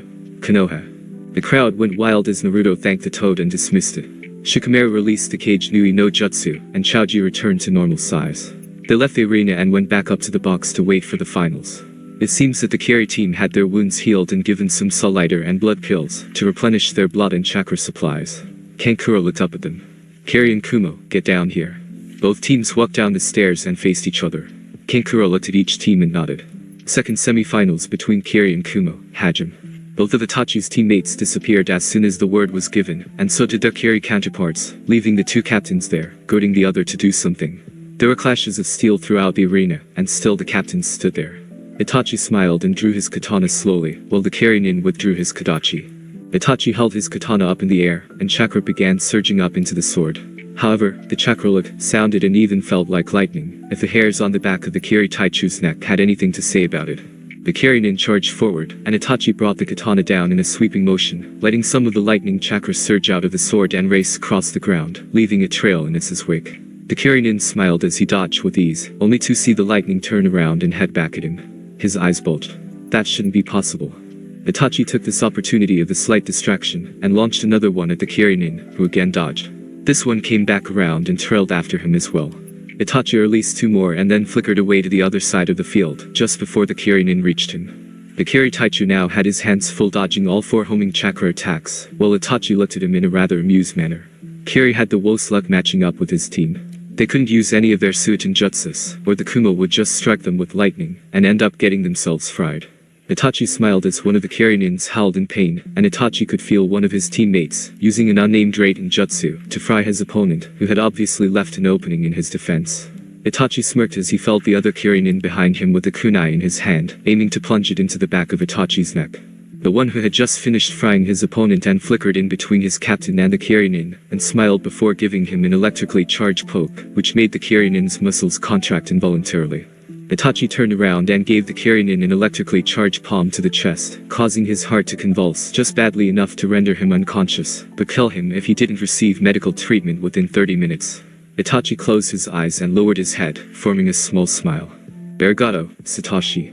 No problems, Itachi. Itachi looked to see that his chakra attacks were losing their power, and he charged in there with his katana in a ready position, and disappeared before reappearing behind the Kyurenin, who had just landed with the katana dangerously close to his neck. The Kyurenin froze as Itachi let the waves of electrical chakra fly off in random directions and hit the walls, doing nothing but scorching them. Satoshi had already gone to help his teammate take care of the last one, and Kinsu chopped the back of his neck, making the Kyurenin fall to the ground, and start flailing around like he had no control over his body. Kinsu smirked. No control, right? That jutsu confused your nervous system. You wouldn't be moving normally for several hours. Kankuro sighed. He suspected it'd be Konoha and Kumo in the finals. Shasha, Kumo. The crowd cheered as Itachi looked up at Naruto. It's time, Naruto. Itachi looked at Kankuro. No rules except listen to when you call the match right. Kankuro nodded slowly, and Itachi turned to his teammates. Kinsuke, Satoshi. Both of you go back up to the box. Anyone else who is in this fight will be caught in the crossfire and die, whether they're an ally or not. Naruto nodded in agreement. He turned to Shikamaru and Choji. Same goes for you two. This is going to be big. Shikamaru sighed. Mandaki-say. Choji smiled and patted Naruto on the back. Good luck, Naruto. Naruto smiled lazily at Choji. Thanks, Choji. Naruto looked at Kurenai in a very serious manner. I'm not going all out, but I'm going close to. I will win. Kurenai nodded slowly. She could tell Naruto had not meant the battle, he'd meant their bet. Kurenai would have given him a kiss if it weren't for all the others around. Instead, she just hugged him. Try not to destroy Suna by accident, okay? The other Jounin's eyes whitened at this, and Naruto smiled lazily. No one's going to die. Promise. Kurenai nodded and released him, and Naruto walked down to the stadium. Kankuro sighed. As soon as he announced this match, he was going back up to the cage box. He'd heard of what both of these guys were capable of, and he frankly didn't want to be anywhere near them when they clashed. Finals between Konoha and Kumo, Hajime. The crowd roared as Naruto smiled and jumped back while Kankuro reappeared up at the cage box. If we go anywhere near all out, this city and possibly the country won't be anything but rubble. We need limiters. The crowd went silent as they tried to comprehend this. Itachi sighed. You're right. 5 gates. Naruto nodded. And 3 tails. Itachi nodded. Everyone had understood the 5 gates limiter, but what was the 3 tails limiter? Up in the cage box, Gar smiled. 3 tails, that's 3 times as much power as I can use at my best. The cages in Jounin Oibans looked at Gar in shock. Everyone turned back to the arena as Naruto and Itachi began channeling their normal chakra. Stones lifted off the ground, and the air began crackling with raw energy. To everyone else, it felt like the gravity of the air around them had increased twofold. Both Itachi and Naruto looked completely compassed before they charged at each other, starting their jutsus. Raiden. Ryu no Tatsumaki. Kaden. Ryuka no Jutsu. The dragon made of lightning and the dragon made of fire leapt forward and collided with each other, making a massive explosion of fire laced with lightning, while they both drew their katanas and collided, sending sparks out. Both of them struggled against each other before separating. Naruto sheathed his katana as did Itachi, and they began making hand seals. Doten. Yomi Numa. Futon. Tatapa. The ground underneath them turned into a thick red sludge, while Itachi blew a massive gust of wind at Naruto, who formed a half-ram seal. Ninpu. Harijuzu. Naruto's hair exploded out and surrounded him in a case of spikes, just as the wind hit him. The wind didn't even ruffle his chakra lot in hair, and when the jutsu died down, Naruto released the jutsu to see Itachi about to release a bolt of thunder at him. Naruto pulled out his scroll and formed a few seals before slamming it into the ground. Ninpu Kuchis. Hirashin Kunai no Fubiki. Itachi's eyes widened as the scroll exploded, and a 3-pronged kunai flew in every direction, littering the arena with them. During his time with Jiraiya, Naruto had learned to go to the kunai at will, as long as they had been thrown sometime recently. He had also learned that he could throw multiple ones and go between them at will. Naruto just dodged the lightning bolt and reappeared somewhere else in the arena in a stream of yellow light. That wouldn't happen to be the Hirashin, would it? Naruto nodded. Yeah, it was. Itachi, let's stop with these academy jutsus and start getting serious. Everyone's jaws hit the ground at the same time. Those jutsus were academy jutsus. They seriously had to get their training where these guys went. Itachi laughed well-naturedly. I was about to suggest that as well. Next 5 minutes pure kenjutsu. Both of them readied their katanas and charged each other. Their katanas met in a shower of sparks before they separated and came back, dancing around the arena in a breathtaking display of skill. Sparks soon turned to chakra-infused light from the mixture of lightning and fire demonic chakra from the pure power put into each attack. After about 4.5 minutes, they both forced abhorrent amounts of demonic chakra into their blades. Naruto and Itachi announced their kenjutsu. Tohitatsu no Mai, Tenbatsu no Mai, Raiden Hijutsu, Reijin no Rihi. Naruto's sword flashed white and yellow as he charged forward, while Itachi pointed his katana at Naruto. A lightning bolt the likes of which no one had ever seen up close, roared down from the sky, and slammed into the ground where Naruto was. Everyone covered their ears and eyes from the pain overload to the sensory perception, only to open them again to see Naruto unleashing a savage combo on Itachi. Red chakra poured from the sword with every swing. Itachi only just managed to block them when Naruto jumped into the air and brought his sword down, in what appeared to be an ultimate beheading slice. Itachi dodged the last blow, and the ground under Naruto's sword caved in from the force, creating a 20-meter deep crater. Naruto jumped out of it just as Itachi brought his katana in a large sweeping strike, making the crater deeper. Naruto charged forward and aimed a low sweep at Itachi's legs, making him jump into the air to avoid it. Naruto smiled mentally as he pumped demonic chakra into his blade. Tafutatsu no Mai, Hiraishin no Mai. Naruto spanned the katana round, and then pointed it at Itachi. Before the sword was surrounded in smoke, and 11 identical swords appeared, surrounding Itachi. Naruto had the seal usually reserved for the Hiraishin kunai carved onto the hilt of his katana, so it was mirrored on the clones. Naruto walked to the first one, grabbed it and flashed to the one opposite him, making a slice across Itachi's leg. Once he had the next sword, Naruto flashed to the right and grabbed the next one, making another sweep across Itachi's arm. Naruto continued to grab the swords and cut Itachi in numerous places, before grabbing the final sword above him, and aiming straight for the ground, making a deep gash in Itachi's midsection, as he let go of the sword and landed, catching the real sword, while the others fell around him and poofed out of existence. Itachi fell to the ground in an unceremonious heap and groaned as blood flowed freely from him. Kankuro came back down to the field and was about to check on Itachi, when Naruto looked at him in a very annoyed manner. This is far from over. Kankuro looked at Naruto in shock and felt Itachi's demonic chakra surge out of him, closing the wounds so fast the eye could see them and replenishing his lost blood. Itachi smiled as he stood. Itachi's demonic blue chakra finished healing him, and he looked up at Naruto. Damn, that hurt. You weren't even cutting deeply, were you? Naruto smiled lazily. Nope. Itachi sighed as both of them put their katanas away. Gates. Naruto nodded and closed his eyes, as did Itachi. They were surrounded by demonic chakra-infused wind. Both of them shuddered under the massive stress this was putting on their bodies as they opened the second gate. Their skin changed to an ultra red color that all things of nature take on when they were subjected to extreme stress, as a way of attempting to deal with it, and they prepared to open the next gate. Third gate, Life Gate Kai. Their waves of demonic chakra were being so forcefully ejected from their bodies that everyone was having to shield their eyes from it.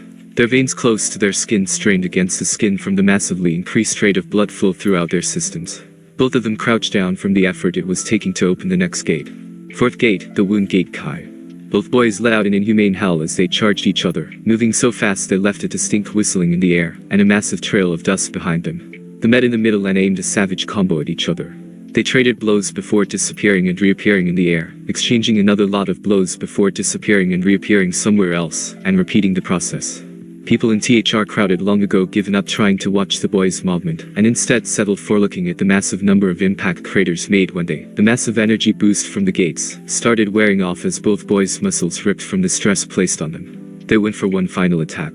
Itachi aimed a punch at Naruto, who just dodged and punched Itachi towards the ground, before using the medical tape on his arm to catch him and pull him back for the final blow. Naruto slammed his fist and foot into Itachi, and sent both of them plummeting to the ground. Your wrench. The dust and debris from the impact flew out of the stadium like someone had set off a bomb. Everyone took cover, and when they thought it had settled down, warily looked back from whatever cover they could find to see Itachi laying at an extremely unhealthy angle, while Naruto was laying motionless on the ground. Naruto was only just conscious as he thought it was ironic that the only reason he'd gotten the last move was because of relying on another's power instead of his own. Kankuro was about to go down again and announce the match when Gar stopped him. They still have one more stage to fight with. The tails. But Gar, Itachi's neck is broken, and Naruto's muscles are ripped to shreds. Gar looked at Kankuro evenly. Watch. Kankuro nodded, and sure enough, chakra began leaking out of both of them. However, this chakra was not normal. Their ripped muscles and broken bones healed almost instantly as they stood. Their features had changed. Naruto's eyes had turned blood red, while Itachi's normally emerald eyes had turned electric blue. Both of their pupils had become slits while their hair had become unruly, their canines lengthened, and their nails grew. The storm clouds overhead struck Itachi with multiple bolts of lightning, while Naruto's chakra bubbled out of his stomach. Both of them screamed in pain as their respective auras overtook them. They lowered themselves onto all fours and snarled at each other. Their chakra armors grew a second tail, and then finally a third as they literally flew at each other and exchanged blows that put the ones they used when they opened the gates to shame. However, unlike with the gates, the moves this time were completely different. When they attacked with the gates open, their move had been very human. However, there was no telling their fighting styles now from the savage beasts. Their chakra armors seemed to have a mind of their own, subtly changing their course from around the owner's hands to take a swipe at the other if they had missed. Every now and then, they would jump back and trade nameless bursts of chakra, usually kalajutsus. Naruto would bring his hand down in a sweep, and his chakra arm would extend and chase after Itachi, who would just look at Naruto and lightning would strike him. Naruto just threw this off like it was nothing, and they both continued fighting. Needless to say, by now the arena was lucky to still be standing. Both of them looked at the other. Their chakra armors were exceeding the demonic regeneration rate. They had to finish this now. We have to finish this or we'll die. One last move to decide everything. Itachi nodded in agreement and concentrated as his body began to crackle with electricity which concentrated into his palm. Naruto held out his right hand, and a giant ball of Kyuubi chakra appeared on it and took the form of his most powerful close-range jutsu. Adamura Sengen. Dairakiri. Naruto smiled fearfully. Having the demon whose powers over lightning were second only to Raiden Sama, the god of lightning, he naturally would have heard of Kakashi's Rikiri, and quickly figured it out for himself, especially with the help of the Rukubi's inhumane chakra control and lightning affinity. They flew at each other and smashed the jutsus together, making their auras fly out from the meeting points of the jutsus. The chakras quickly entwined and formed a hideous purple color which thickened before wrapping them in a ball of chakra that rippled constantly like the surface of a pond when small stones were dropped in at random points. The ball expanded almost to the size of the arena before the rippling stopped and the surface became perfectly smooth. The center of the ball flashed white before an intricate pattern of white lines worked their way out from the center, and the whole ball turned white. The ball dissipated slowly, and the two combatants fell to the floor. Both of them managed to raise their heads just enough to stare at the other. Naruto smiled weakly. I haven't had a good fight like that in over 2 years. Itachi smirked. I've never had a fight like that, you look pretty banged up there. Naruto smirked as well. Speak for yourself. Itachi sighed. Uzumaki Naruto, you'll go far. So will you, Onryu Itachi. Itachi smiled weakly. Uzumaki Naruto, good match. Naruto nodded in agreement, and they both slumped to the ground, unconscious. Gaara nodded and Kankuro flickered down to the field, and confirmed they were both unconscious. Kankuro looked at the state of the stadium. This is going to take one hell of a lot to fix up. Kankuro turned to the crowd. Both teams are unable to continue, meaning that the Jounin exam finals have ended in a draw. No one said a word. They were still thinking that both boys were going to come back from death like before and start fighting again, however, they didn't. As soon as the match was declared, both Kurenai and the Kumo Jounin Sensei appeared next to their students and picked them up. Kankuro looked at them. The medics will take care of them. Kurenai shook her head. They'll recover on their own by tomorrow. Kurenai turned to the Kumo Jounin. It's been a while since I've seen Naruto so happy in a fight. He nodded. Itachi hasn't taken any fight seriously until this one. Naruto is something else. Kurenai smiled. So is Itachi. It's amazing anyone can still be sane with a past like theirs. The Kumo captain nodded in agreement as they flickered back up to their teams with their team captains. Kurenai was doing her best to hold in her tears of joy. Naruto had promised her he'd come back alive and as a Jounin. He completed the first part of the promise, and the result of the second part was only a matter of hours away. That's it for today. Remember to show your support to the creator of this story if you enjoyed it. If you would like more parts of the story to be uploaded, leave a comment and subscribe to get notified when the story continues. Bye-bye for now, and I hope that you all have a wonderful rest of your day.